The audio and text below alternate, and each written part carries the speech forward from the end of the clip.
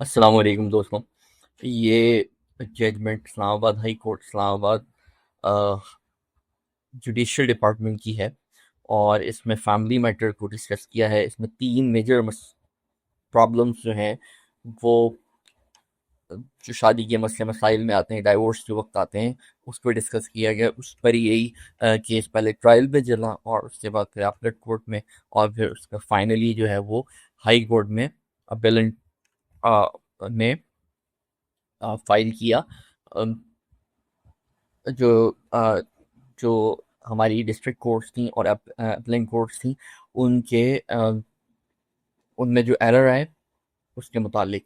अच्छा, ये जो वीडियो है ये एजुकेशनल पर्पस के लिए है। इसमें रियल टाइम में जो मामला फैमिली केसेस में फैमिली कोर्ट केसेस में रोनुमा होते हैं ना, उस को हम डिस्कस कर रहे हैं। ये सिर्फ एजुकेशनल पर्पस के लिए है, ठीक है। इसमें अगर ये नाम जाहिर हो रहे हैं पार्टीज के, तो इन्होंने एक बहुत ज़बरदस्त जंग लड़ी भी है और ये रिपोर्टेड जजमेंट्स हैं जो कि लैंडमार्क जजमेंट्स करार पाई और इसके इनकी बेसिस पर जो है वो फर्दर कानून बने। इस अच्छा, ये जो आज की जजमेंट है इसकी वजह से जो निकाह नामे में कॉलम 18 और जॉइंट प्रॉपर्टी के हवाले से जो फैसले हुए उसको हम डिस्कस करेंगे। तो आइए चलें, हम इसका जायज़ा लेते हैं। ये रेड पिटीशन है और 365 रेड पिटीशन 2023।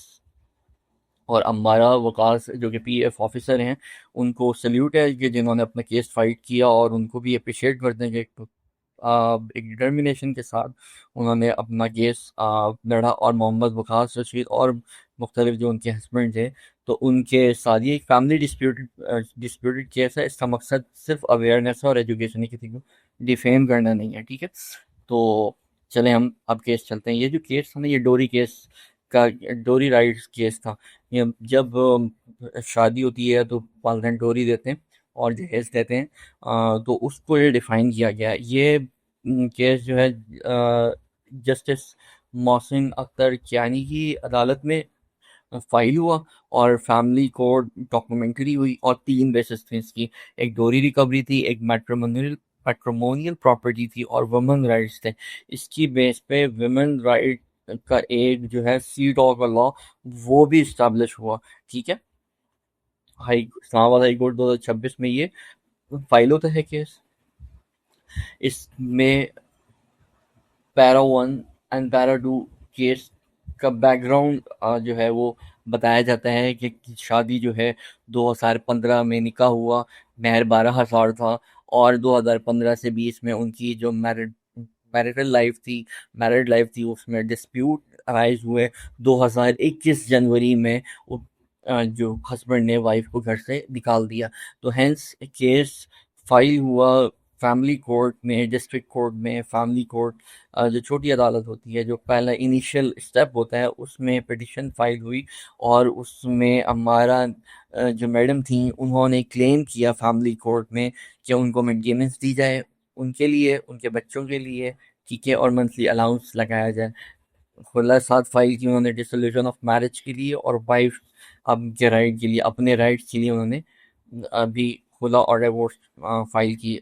फिर तीसरा जो है वो डोरी आर्टिकल्स जो क्लेम किए उन्होंने 16,91,000 रुपए के फुल वैल्यू डिटेल लिस्ट के साथ उन्होंने डोरी आर्टिकल्स के लिए की रिकवरी के लिए क्लेम किया।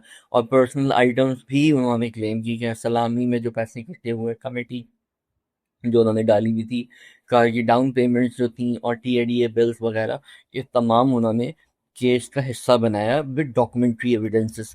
अच्छा, ट्रायल कोर्ट ने पार्शियल डिसीजन 29/6/2022 को दिया कि मेंटेनेंस ग्रांट कर दी बच्चों के लिए और अ,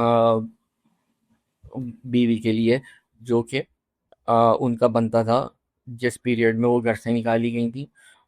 और जब तक उन्होंने केस फाइल नहीं किया डाइवोर्स होने तक की रिकवरी का केस जो है उनकी मेंटेनेंस लगा दी गई। डोरी ऑल्टरनेट वैल्यू जो थी 30% ग्रांट की गई और अदर क्लेम्स जो हैं वो फैमिली कोर्ट ने डिसमिस कर दी है।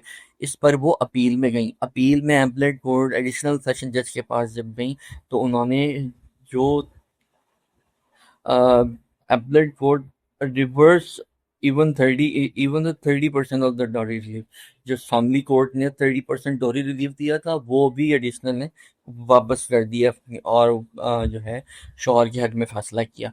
अच्छा, मुसम्मा अमारा वकास जो पीएफ ऑफिसर थी फॉर्मर, वो वर्किंग वुमेन थी और court appearing in person high court में अपेयर हुई और फाइल की उन्होंने writ petition challenging both judgments, trial court की और एडिशनल कोर्ट की, जिसमें उन्होंने अपील की थी। अब जो है इसमें कोर्ट्स के आर्गूमेंट्स जो हैं वो डिस्कस किए गए हैं कि वाइफ हमारा ने इन पर्सन आके क्या कहा। उन्होंने कहा कि मुझे फुल वैल्यू दी जाए और 30% जो है वो डोरी रिकवरी नहीं दी जाए, बल्कि सारी की सारी दी जाए, जिसमें 16,91,000 की लिस्ट भी उन्होंने लगाई और 30% की लिमिट को भी ऑब्जेक्ट किया। फिर डोरी जो इटसेल्फ वाइफ एक्सक्लूसिव प्रॉपर्टी या नॉट रिटर्न इन स्पेशी, जबकि is equal to full alternate must value must be paid in as compensation. उन्होंने कहा कि मुझे 30% नहीं चाहिए, मुझे फुल चाहिए और कंपनसेशन के साथ चाहिए। इंटरेस्टमेंट इज प्रूवन। अच्छा, जो गिफ्ट होती है, जो गिफ्ट होते हैं जो दिए जाते हैं, जब इस्टेब्लिश हो जाते हैं ना कि इंटरेस्ट किए गए, गिफ्ट दिए गए, तो शौहर जो है वो पाबंद हो जाता है कि बीवी को वापस करे जो उसने गिफ्ट दिया, चाहे कार गिफ्ट किया, चाहे डोरी गिफ्ट किया, चाहे सोना गिफ्ट किया, या कुछ भी ऐसा वैल्यूएबल प्रॉपर्टी जो उसने गिफ्ट के तौर पे अपनी बीवी को दी जाए, वो रिटर्न नहीं होती, गिफ्ट कभी वापस नहीं होता। ठीक है, ये पॉइंट आप अपने जहन में रखें। Personal claims dismiss wrongly. उनका सलामी कमेटी और डाउन पेमेंट, कार की डाउन पेमेंट, डीएडीएस, सबको जो है डॉक्यूमेंट के साथ मौजूद था लेकिन डिसमिस हो गया, उसको भी जो है वो केस को कंसीडर किया जाए, उसको भी मेरे हक में दिया जाए फैसला।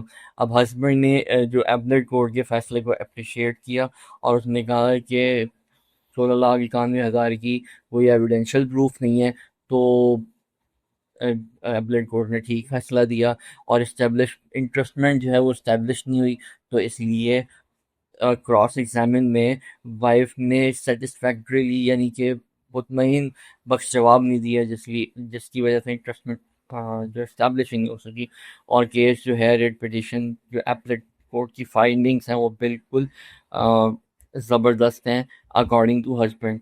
ठीक है, आर्गूमेंट्स हर्ड कर लिए जस्टिस कियानी साहब ने, ऑनरेबल जस्टिस कियानी साहब ने इनको ये सुना और उसके बाद अब वो केस का बैकग्राउंड देते हैं। अच्छा, उन्होंने बताया कि एबलेट कोड जो थी उसके फटाल एरर थे। फैटल एरर में उन्होंने सबसे पहला जो एरर कहा, उन्होंने कहा कि उन्होंने डिसमिस जो डोरी रिलीव डिसमिस किया, वो सबसे बड़ा एरर था। इसकी की ग्राउंड ये है कि wife did not produce parents as a witness. तो ऑनरेबल हाई कोर्ट ने ये कहा कि पेरेंट्स को एज अ गवाह के तौर पे कोर्ट में नहीं लाने का कोई जवाज नहीं है और इस बेस पे आप केस डिसमिस नहीं कर सकते। इस मैटर को रियल लाइफ सर्कमस्टेंसेस में इग्नोर भी किया जा सकता है। अच्छा, क्योंकि जो मुसम्मा थी, फीमेल थी, जो वाइफ थी, वो पीएफ ऑफिसर थी और कोर्ट ने एक पैराडीम और एक पैराडिम शिफ्ट में इसको देखा, एक दूसरे पहलू और तनाजुर में ये देखा उन्होंने, एक बहुत अच्छा मौक़िफ़ इख्तियार किया कि जो मिलिट्री कपल्स जो हैं वो ट्रांसफ़र होते रहते हैं एक स्टेशन से दूसरे स्टेशन पर, तो उन्होंने जो है पेरेंट्स ने अगर उनको कैश भी दे दिया चीज़ें बाई करने के लिए, तो वो दिया जा सकता है और ये कॉमन प्रैक्टिस है कि तो एपलेट कोर्ट ने जो ट्रांसफ़र का पहलू था उसको इग्नोर कर दिया, जिसकी वजह से डायरेक्ट रेलिव और जो ये फैक्टर था ना, ये जो ट्रांसफर प्रोसेस था, ये डायरेक्टली रिलेटेड कंट्रोवर्सी के साथ रिलेट करता है। ठीक है, जो कि कंसीडर नहीं किया। अच्छा, हस्बैंड ओन एडमिशन, हस्बैंड ने इसको खुद तस्लीम किया एग्जिबिट D2 में कि मैं अपनी वाइफ को खुशहाल ज़िंदगी, लग्जरी ज़िंदगी देना चाहता था, जिस वजह से मैंने उसके लिए लग्जरी एयर कंडीशन और लग्जरी लाइफ स्टाइल के लिए जितने भी इंस्ट्रूमेंट्स चाहिए होते हैं, जितने भी प्रोडक्ट्स चाहिए होती हैं, वो सारी लेके दी। Refrigerator, television, vehicle, car car washing machine, household items, multiple चीज़ें उसने लेके दी हैं। ठीक है, उसने एक्सेप्ट किया। तो कोर्ट ने ये कहा कि उसने his own admission, but he gave no details of what he personally bought. तो यहाँ पर अगर जब वो तस्लीम कर रहा था, तो उसको एविडेंशियल प्रूफ भी देना चाहिए था कि उसने एक्चुअल में प्रूफ क्या किया है, उसने बाय क्या किया, कोई दुकानदार की स्लिप ला के देता या कुछ भी, जो उसने अपने बैंक अकाउंट से ट्रांजेक्शन करके जो परचेज की, उसकी एविडेंशियल प्रूफ नहीं दिया। तो एपलेट कोर्ट ने इसको भी इग्नोर कर दिया। अच्छा, items claimed by wife in plain para 7, air condition, LED, washing machine, toilet, refrigerator, curtains, Suzuki curtains. ठीक है, तो हस्बैंड ने रिटर्न स्टेटमेंट जो है उसकी इवेसिव है, not a proper denial, affirmative proof not provided by husband. Husband ने नहीं दिए। जब हस्बैंड क्लेम कर रहा था कि मैंने लेके दिए, तो उसने जो है ना एविडेंशियल प्रूफ नहीं दिया, लेकिन वाइफ ने लाजमी दी है। ठीक है, तो अब डोरी जो है ना उसकी वैल्यू कैसे, डोरी है क्या और डोरी की वैल्यू कैसे मुकर्रर की जाएगी। या डोरी एक जहेज है जैसे सबको पता है, और डोरी एंड ब्राइडल गिफ्ट जो हैं वो रिस्ट्रिक्शन एक्ट 1976 सेक्शन 2 के तहत ये कहते हैं कि प्रॉपर्टी गिवन बिफोर और आफ्टर मैरिज डायरेक्टली और indirectly to the bride by her parents in connection with the marriage. ठीक है, तो वो उसको called dowry. Section 5, wife has absolute right over her जेवी। सेक्शन 5 जो है डोरी एंड ब्राइडल गिफ्ट्स एक्ट 1976 ये कहता है कि बीवी के पास पूरा इख्तियार है कि वो अपनी डोरी को रख सकती है। ठीक है, property right can not be restricted और कंट्रोल बाय एनीवन। ये जजमेंट का हवाला दिया गुलाम रसूल फैमिली कोर्ट का 1991 का। फिर कोर्ट ने एक और कहा कि गिफ्ट जो है वो उसकी प्रॉपर्टी है। Gift is equal to her property, every gift become wife's own property. ठीक है, 2018 की जजमेंट भी है, उसमें ये Saiyada Mahvish versus ADJ additional session जज and the valuation case basis पे मार्केट रेट अप्लाई करेंगे, नॉट आर्बिट्रेट आर्बिट्रेरी एस्टिमेट्स। मसालती रेट्स जो पार्टी के दरमियान तय पा जाए वो नहीं, जो मार्केट रेट होंगे उसके मुताबिक जो है वो वैल्यू डिटरमाइन करेंगे। उसमें कोर्ट के लिए भी उन्होंने हाई कोर्ट ने सजेशन दी कि OLX से चेक कर लें रेट, फेसबुक से चेक कर लें, online business, CPI, inflation, market index. ठीक है, use items is equal to at least half price if divorce in a year or want to show percentage value, no expect witness required। अगर इसकी ये point ये है कि अगर 1 से 2 साल के अंदर डाइवोर्स हो जाती है ना, तो उस डाइवोर्स अगर हो गई तो फिर वैल्यू जो है वो आप 50% पर जो है ना वो नहीं करेंगे, वो उसकी फिर ओरिजिनल वैल्यू पे ही रहेगी। लेकिन अगर शादी को 5 से 10 साल हो गए, तो फिर जो है वो सेकेंड हैंड मार्केट पे जो है वो जाके उसका रेट चेक करेंगे, इन्फ्लेशन का गैप निकालेंगे, डेप्रिसिएटेड वैल्यू को चेक करेंगे, उसके बाद जो है अ, जो डोरी की वैल्यू है उसको इवेल्युएट करेंगे। Evidence rule, how much proof is needed wife. अच्छा, यहाँ पर ये बहुत इंपॉर्टेंट है कि अगर कानून शहादत के तहत ओथ पर अगर बीवी ये कह दे कि ये प्रॉपर्टी मेरी है और ये गिफ्ट्स मेरे हैं, ये डोरी मेरी है, तो वो काफ़ी होती है, उसके लिए गवाह की ज़रूरत नहीं होती। और solitary statement is sufficient to prove dowry items. 2020 की ये जजमेंट है। 2017 में ओरल टेस्टिमनी भी, कानून शहादत does not strictly apply here. Only testimony alone is enough for to prove डोरी राइट। तो यहाँ पर ये उन्होंने डोरी को डिफाइन कर दिया और कैसे वैल्यू करने हैं उसको भी डिफाइन कर दिया। तो नेक्स्ट जब हम गए तो ग्लोबल कंपैरिजन किया ऑनरेबल जस्टिस यानी साहब ने, जो कि ये बहुत ही अमेजिंग और पहली दफ़ा एक न्यू जो है वो एवेन्यू ओपन किया जज साहब ने कि इसको world how world protects wife's property rights उसके तनाजुर में देखा। तो सेपरेट प्रॉपर्टी को डिफाइन किया कि हर स्पाउस जो ओन अपनी प्रॉपर्टी इंडिपेंडेंटली ओन करेगा। सेपरेट प्रॉपर्टी में each spouse keeps own property independently.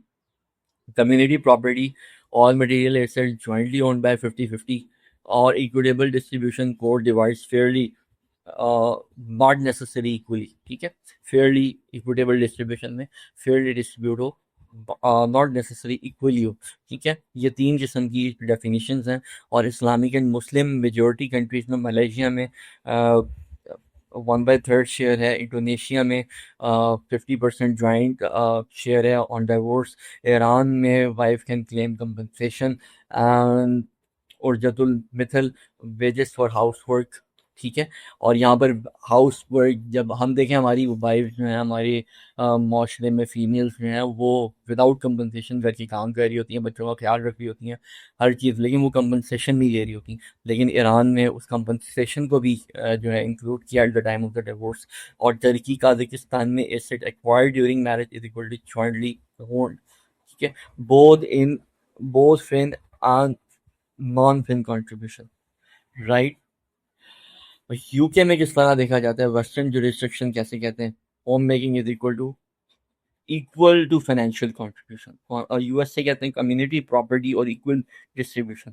Canada गेसिंग वर्सन गेसिंग and constructive trust for contributing spouse, right. अच्छा, अब कुरानिक वर्सेस में क्या कहती हैं। अल बकरा की आयत कहती है कि जो तलाक याफ्ता औरत है उस वो प्रोविजन ओन करती है according to what is acceptable, जो उसको काबिल तस्लीम है। और मुतल अल तलाक कंसोलिडरी गिफ्ट जो हैं, मसाला पब्लिक इंटरेस्ट एंड इज्तिहाद allows court to protect women. ठीक है, ये तीन चीज़ें जो हैं वो विमेन राइट्स को प्रोटेक्ट करती हैं। Pakistan has international obligation under CEDAW article 16B to ensure equal property rights. ठीक है, यहाँ पर सीडा का रूल का हवाला 16B का दिया गया कि वुमेन के पास उस हमारी, अब हम पाबंद है, हमारा लॉ पाबंद है कि हम औरतों को इक्वल प्रॉपर्टी राइट्स मुहैया करें। अच्छा, ये जजमेंट जो है हिस्टोरिकल जजमेंट टर्न हो गई और ये इसकी वजह से रिफॉर्म्स भी हुई। जैसे मैंने पहले डिस्कस किया था शुरू में कि कॉलम 18 जो है वो इसमें लिखा कि add a new column for the wife to record any property acquired during marriage to equally divide, बराबर तकसीम होगी। एंड डिवोर्स ऑन डिवोर्स और हस्बैंड है, यानी डिवोर्स के वक्त या हस्बैंड की वफात के वक्त enforceable under constitutional mandate and SIDA, right, आईनी इख्तियार के तहत और सीडा के तहत। गर्ल्स टू बी एजुकेटेड, औरतों को इसमें एजुकेट किया जाए मैट्रिमोनियल राइट्स के तहत। और स्कूलों में कॉलेजों में ये भी एक रिकमेंडेशन दी गई। तो कोर्ट ने फाइंडिंग्स ये दी कि रेड पिटीशन जो दायर हुई थी उसको अलाउ कर दिया, और जो दोनों जजमेंट थी उनको सेट असाइड कर दिया, कैंसिल कर दिया, और केस रेफर बैक किया फैमिली कोर्ट में, और उनको 2 महीने का टाइम दिया कि फ्रेश शेयरिंग करें और ड्यू राइट्स जो हैं वो दिए जाए। कोर्ट कोर्ट फाइंडिंग जो थी वो ये थी कि wife contributed equally to matrimonial हो, यानी घरेलू जिंदगी में अब औरत भी उसी तरह कंट्रीब्यूट करती है जैसे मर्द करता है। Entitled at least 50% share in every aspect of joint asset, यानी कि जो वो एसेट हस्बैंड और वाइफ दोनों जॉइंटली जो है वो मेंटेन कर रहे होंगे, उनका 50% दोनों का शेयर होगा, वो इक्वली डिवाइड होगी। तो ये फाइनल ऑर्डर हुआ, और इसके तहत जो है ना ये वाली जजमेंट है, ये जजमेंट है उसमें इनमें हमने बातों का क्या ख्याल रखना है। इनमें बातों का ये ख्याल रखना है कि जब भी आपने केस करना है, सॉरी, जब भी आपने शादी करनी है उस वक्त जब डोरी देनी है तो एक लिस्ट मेंटेन होनी चाहिए। वहाँ साइन और स्टाम्प होनी चाहिए, दोनों पार्टीज को बिठा के जो डोरी दी जा रही है ली जा रही है उसमें दोनों पार्टीज के साइन मौजूद हो जाएंगे ना, तो हम अपने राइट्स को, इतना मुश्किल नहीं होगा इसको प्रूफ करने के लिए, क्योंकि दोनों पार्टियों की अटेस्टेशन होगी। ठीक है, और मर्दों के लिए ये है कि अगर आप औरत को कुछ दे रहे हैं गिफ्ट, तो वो उसका राइट है, गिफ्ट जो है वो औरत का राइट है। और औरत ने अगर कोई गिफ्ट दे दिया मर्द को तो वो भी क्लेम सिमिलरली नहीं कर सकती। ठीक है, ये मेरा सजेशन है, ये कोर्ट का डिसीजन नहीं है, लेकिन ये मैं अपनी तरफ से बात कर रहा हूँ। और उन्होंने ये यहाँ पर जो है ना, ऑनरेबल चीफ जस्टिस जैनी साहब ने सजेशंस दी कि हम जो है वो डोरी को, आर्टिकल्स को कैसे जो है वो जो है ना वैल्यू करेंगे। उन्होंने यहाँ पर कुछ पॉइंट्स लिखे हैं जो 1 से लेके 10 तक हैं, क्योंकि बहुत ही ज़बरदस्त हैं। अगर आप इसको पढ़ना चाहें तो यहाँ आप कमेंट करेंगे ना जब, तो मैं आपको शेयर कर दूंगा इसको। तो आप उम्मीद करता हूँ आपको इसमें एजुकेशन और नॉलेज के तनाजुर में आपको बहुत ज़्यादा हेल्पफुल रहा होगा। अगर आप चाहते हैं कि मैं कंटिन्यू करूँ और आपके लिए नई से नई जजमेंट और जितना भी अ, हमारा कोड ऑफ लॉ से रिलेटेड मटेरियल है जो कि हेल्पफुल है, एजुकेशन है आम पब्लिक के लिए, अ, मैं ये कंटेंट बनाता रहूँ, तो आप इसको सब्सक्राइब भी करें और ज़्यादा से ज़्यादा फीमेल्स जो शादीशुदा हैं और जो नहीं हैं उनको भी शेयर करें, ताकि उनको अपने हकूक़ का पता लग सके। मिलते हैं नेक्स्ट वीडियो में, अपना ख्याल रखें।